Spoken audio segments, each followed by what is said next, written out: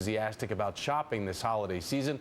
Here are the numbers for you. 49% of Americans expressing pessimism over the country's economic situation come 2013. Joining me now, retail and economy analyst Hitha Prabhakar. Hitha, it's good to see you here. So let's talk about holiday sales and what we're watching in this current year as opposed to last. Right. Well, National Retail Federation is expecting those holiday sales to come in at 4.1%. That's up for the year, but that's lower than last year's 5.6%. So to put that in monetary terms, we're probably going to see about $500 billion spent in holiday sales, which seems like a lot. But the takeaway here is that it's less than last year, where consumers and customers went gangbusters on holiday sales. All right, so what are people taking into account for this? Is it the possibility that the end of the year has seen the Hurricane Sandy issues, have seen people hit with that? We've also, in the news cycle, the massacre in Newtown. I mean, people's spirits might be on the downside. Right.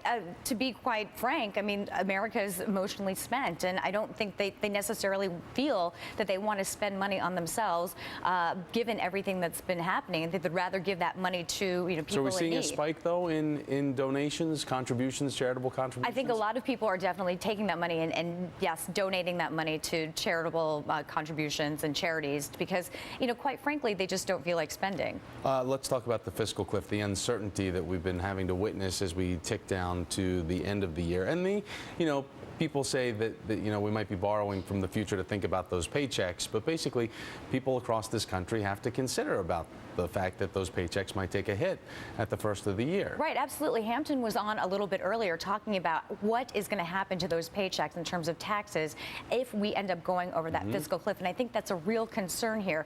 If you look at the University of Michigan Reuters Consumer Sentiment Index, it's now 10 points lower than it was back in July. So for December, it came in at about 72 points. In July, it was at 82. So we're seeing the sentiment decline over the last couple months. Also, consumer confidence is at the lowest it's been in the last 5 months. So we're really seeing that kind of permeate over the last couple months, and especially as we go forward. Not to mention, too, we've also seen some mild weather over the last couple months. So especially in the Midwest and the Northeast. So I think that's going to have something to do with the fact that consumers aren't really going out there and spending that much. And we would think that this year, because Thanksgiving, we all think back to November, it fell earlier this year. Right, so and we had Friday more time came earlier, to spend. so we've all had more money to be out there spending, so we would think that this number would be a little fluffier. You would think, but I mean, Thomas, think about what was happening during those 31 days where people were supposed to go out and spending. I mean, people were recovering from Sandy. All we've been bombarded with is negative news. We have fiscal cliff in the news as well. And of course, what happened in Newtown, which is really, I think, weighing on the minds of the American consumer a lot more than what we think.